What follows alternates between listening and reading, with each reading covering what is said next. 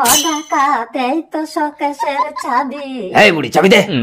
আমার কেউ নেই, কে নেবে আমার এত ধন সম্পদ, তুমি নিয়ে যাও। বাহ, প্রতিটা বাড়িতে চুরি করতে গিয়ে যদি তোমার মতো গৃহস্থ পেতাম তাহলে আমার কোনো চিন্তাই থাকতো না।